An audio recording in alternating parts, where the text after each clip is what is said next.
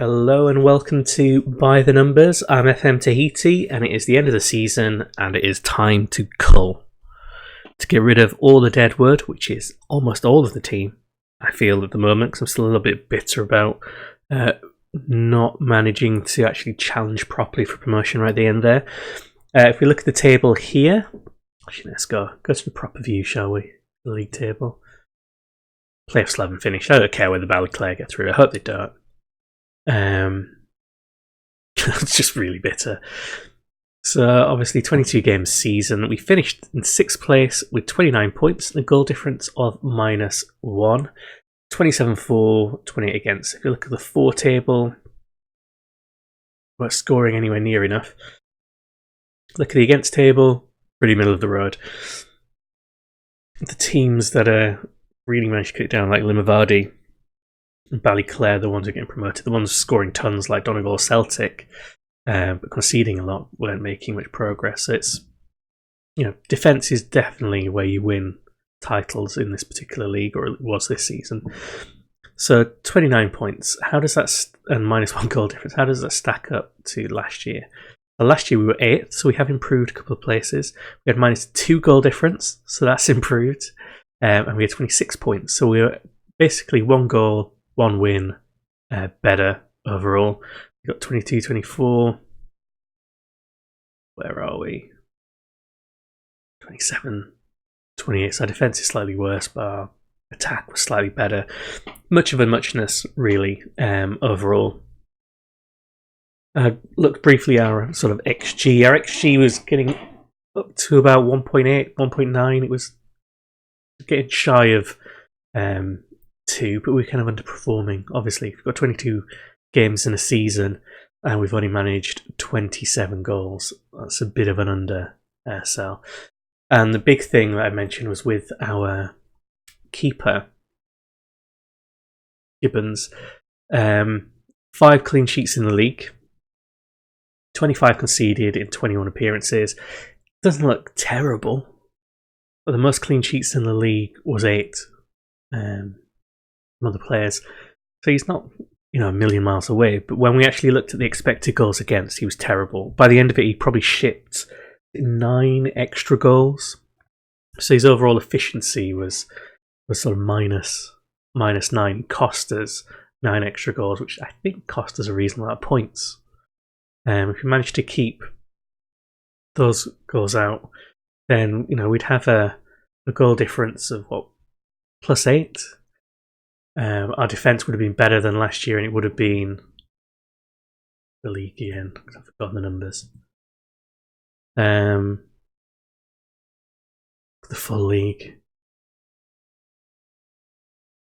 So against would have taken us down to 20, which would have put us kind of just outside Ballyclare and Limavady in terms of how strong the defence was. I would have really changed into challenges.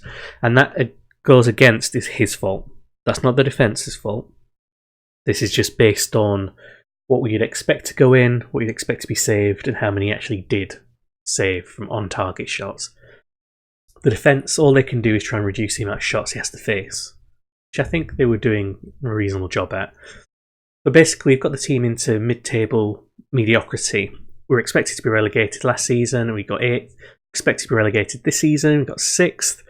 Next season, based on this, we'll get 4th. The season after that, we might actually get into the playoffs if we carry like that. But we want to give ourselves a bit of a boost. So things to look at first. Let's break this down by player type. So goalkeepers. We have 2 goalkeepers. Darren Gibbons, who's been with us for a little while. And he doesn't look terrible, but he is shipping more goals than we need. And because he's shipping so many, like an extra 9 or so, I don't think we can really keep him. Our our coaches said he's no longer a great level 4 goalkeeper. He's now just a good one. We're playing level 3. So that's one thing.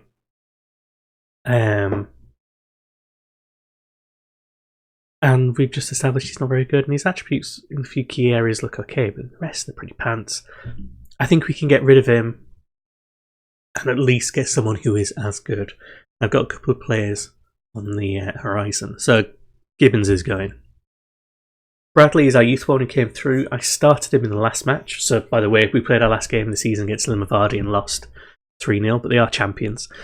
He played, shipped 3 goals, but made quite a few good saves. It's probably a little bit too early for him. It was a bit mean of me putting him straight in there, but I was just so fed up with Gibbons. I had to. But we need another keeper, and I'm looking at a couple. There's one keeper from Dollingstown who has 8 clean sheets this season. Conceded a couple of extra, but Dollingstown finished below us, and I think their defence was a little bit worse. So I think in front of behind a good defence, the other keeper might be able to do better. And I've had a quick look at his kind of how many extra he's shipped. It's a bit tricky to do, but nothing too bad. So let's look at defenders. So we've got an abundance on the right here: Donnelly, Ray, and Clark. On the left, we've got Brown, Quinn, Mulholland, and Finlay. Centre, we've got Evans, Mitchell, Brown, Finlay, and Mulholland, technically. I'll say what my gut feeling is before I actually look at the stats. My gut feeling is that Gareth Clark is probably going to go. He doesn't look terrible. We've got better youth prospects there. He's never really played more than 11 games per season, although he's rated as being particularly good. He's not better than Connor Donnelly. His contract is amazing. Okay, maybe he'll stay then. His contract's pretty good. Maybe he'll stay. That's my kind of initial feeling. Initial feeling is everyone else will stay. Maybe Finlay will go back into the youth team. Looking at kind of average ratings, no one's covered themselves in glory across the course of the season. Mitchell was best. Is 6.62. Evans 6.65. He's not fantastic. We need potentially another centre back there, I think. Let's get points 1 per game. 1.4 and 1.47 is the best. So Brown and Evans there, and then Mitchell. Mulholland is much lower down. Mulholland is a player we could potentially lose as well on the left. I'd only really keep him because of the flexibility of having him there. So aerial challenges attempted. Evans is top, but Ray and Donnelly, not as many games, but they're challenging up there as well. Headers won, Evans and Donnelly. Interceptions, wrong way around. Evans again. Ray's doing okay. Key headers, Clark actually got quite a few, and then it's Evans and Mitchell and Mulholland. Key tackles, Mitchell. So Mitchell and Evans are pretty much our central pairing of choice. We just need someone else in there to maybe improve it. On the left, it would be good if we could get someone who's a bit better. But Brown's okay. Mulholland's good backup. Finlay just plays all across the back. He's just literally a bit of backup across there. So we could probably do with another central defender. We've got one in the youth team. The one who came through looks quite good. We could put him in and give him opportunities if we can't find anyone else. Looking midfield, my position. So we've got currently 2 out-and-out centre midfielders. Hines, who doesn't look very good, and Allen, who's the youth option, who looks like he's improving a little bit. Hines started 10 games. Fans don't particularly love him. He always gets stick. His mental attributes are amazing. Look at points 1 per game. He's actually reasonably high. He's in 3rd place, but Robinson and Niall are better. But yeah, Hines for a central one looks okay according to that. But I reckon we could get rid of Hines. What's his contract? £40 appearance. That's a bit expensive considering he is at best a warm body. Then we've got Cockcroft and Downey. So Cockcroft is our amazing youth prospect. The moment I signed the contract with him, his youth contract, Bangor came in for him and offered him a contract. So I offered him another one where I said, fine, you're going to be a squad player right now. In a couple of years, you'll be a star player, and I'm going to give you £40 per appearance because I didn't want to lose him. And that seems to have kept him because he played really well against Limavady. He passed really quickly, really precisely, and he was involved in an amazing move. So he picked up a loose ball on the in a sort of centre circle, played this amazing 1-2 with, I Who was it? I think it was Warwick, which then put Cockcroft through, and he shot the keeper. He managed to tip it wide. It was a really good move. It's really promising. Downey as well. We played in the last match. He played pretty well. He's quiet but solid. So I reckon with Cockcroft, Downey, and Allen, we could probably get rid of Hines if we can get another replacement in for the centre of midfield. And again, we can always go back to our under-18s and see who we've got. On the left, we've got potentially Niall Gordon, Robinson, Warwick, and Lynch. You can all play there, but Lynch has been playing mainly in the centre. He's our star player, apparently, on £50 per appearance. He's a bit pricey. But we'll have a look at the rest of the stats. But I quite like Lynch. He does get involved. Warwick has been good and has been good since we've had him, but he's getting on a bit. And I think Niall Gordon's good cover for him on the left. Niall Gordon can be quite good. He can put a few good moves in here and there. Robinson's been great on the right.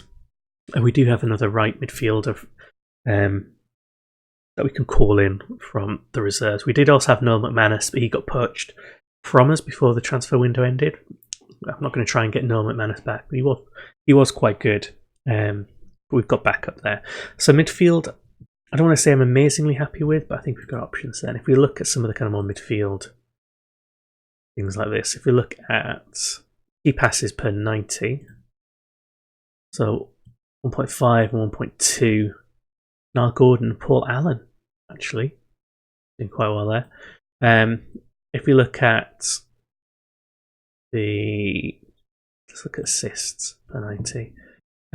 So 0.4 and 0.48 at the highest. Talking Paul Allen and Niall Gordon again. Okay, interesting. So the young ones need to be given more chances. If we look at the crosses, so crosses completed compared to attempted, this is a terrible percentage. I wanted that to be up closer to 25%, I think. Cockcroft, we'll ignore him because he's played one game, he's an aberration, but then we've got Robinson and Lynch. So yeah, from just looking at that one, Hines is on borrowed time, so Gibbons and Hines are almost certainly going, and that will shave a reasonable amount off the wage. I'll check in a second how much that's going to save us. If we look up front, these are the three strikers we've got. Really light up front. We've got like 3 or 4 in the youth team, but I'm not confident that they're amazing. Look at points per game. TJ Hughes is 1.5, then McGuckin and Dempster. And Dempster's even worse than McGuckin, but McGuckin does come on as a sub. He's not started any games, so we can kind of ignore him. Dempster, how many goals did he get? He got 11 overall. Hughes got 4. We need a good striker. That's a good prolific striker and someone we can rotate in and give an option from the bench. If we look at the striking kind of things, the amount of shots on target per 90, it's just over 1. The top 2, Hughes and Dempster. We need that to go up. We really do need that to go up. General shots per 90 is a bit higher, obviously, because they've got a lot of kind of wayward ones. McGuckin fires off quite a few regardless of where he's in, but we need better strikers, and they're all rated as having good potential. They could all get better, but when you look at them, Hughes has got a couple of standout attributes, but that's it. Dempster, again, he's not looking amazing, is he, anymore? He was compared to what we used to have, but we need to kind of improve that. If you look at the under 18s by position, in terms of who we could bring in, so Liam McCaldin we can probably bring in. Let's do that now. I prefer to do it this way. If you go to development and then move to senior, still say, oh, come on fingers. So you can still say you're going to play as well, because he's only going to be coming in as a kind of rotation, I think. We don't really need anyone in midfield in particular. We could bring in a right winger, but we'll leave that for the moment. And then when we look up front here, you've got Liam McCann. He managed to get 1 goal and 2 assists in 4 appearances. Chris Gorman Let's just get 1 goal in 4 appearances. And Martin Weir, we can bring them in. If someone gets injured, we've got strikers. But I think that's where we're at, really. So we need basically a new keeper, maybe a new defender, and almost definitely a new striker as well. The keeper and the strikers are key ones. The rest we can kind of live with as it stands. If we're going to get rid of Hines and Gibbons, so getting rid of Gibbons saves us £50, and getting rid of Hines gets rid of 40, so just shy of 100 in appearance fees, and they were both playing a reasonable amount of games. So Gibbons played almost every league game. Hines played, was it 10 or 11? That'll save us a bit. If we look at finances, we've just snuck into the red now. We're spending 368 per week, so that's being based on the actual the appearance fees, because we're not paying anyone a weekly budget or anything like that. So we can get this down to a reasonable. We get this down to under 300, and that gives us room. Plenty of room, because this is going to stay roughly the same, to actually bring in a couple of players to actually improve the squad without breaking the bank. So that's basically the plan. In terms of club vision, we're on course. All of this season's ones have now disappeared because of the fact we've been offered a new contract, but basically they were happy enough to offer us a new contract, being rated a B-. We're concerned about Hines and Mullahand. If we got rid of Mullahand, what would we? We just get rid of him. He's still rated quite highly. He's not played particularly well, but he's still rated quite highly. It's on 30. We don't need to for financial reasons. We can keep him. We can keep him. So we're doing okay there. If we look at competitions this year, 6th round of the Northern Irish Cup was decent. It wasn't to be. McLean League Cup, we got knocked out very early on, which was not pleasing for the board. The Antrim Shield, we got knocked out by Linfield, and they're a strong team, but it would have been nice to go a bit further in that. Steel and Sons, we didn't get to the final this time, and we got knocked out by Lisbon. It's sad. And the Intermediate Cup, we got knocked out by Glentoran Seconds, even though we played quite well. It was a long drawn out match, that one. So no real cup success, no real money coming in from any kind of location, no one we can really sell or anything like that. But I think 3 new players, or a few more if we need to, if we go nuts, and we should be in a nice position to hopefully improve from these 29 points next season. We want to get the goals conceded down, the goals scored up. It's a very simple equation. How we're playing is generally alright. It's just getting more productive at one end and tighter at the other. So thanks very much for watching the series so far. It's going to carry on. I'm enjoying it, even though I'm not actually getting that far with it. Please subscribe if you're not already. It's really helpful. If you like the videos, give them a like. If you don't like them, give me a comment saying what it is you want to see more of. Can help out with that. If there's anything you found particularly interesting, you want to talk more about, want to see more of, put it in the comments, or come and find me on Twitter as well. And if you want to hear me on a podcast, I'm on the Dictate the Game podcast sometimes. So Dictate the Podcast, which you can find on most podcast platforms. Thanks very much, everyone.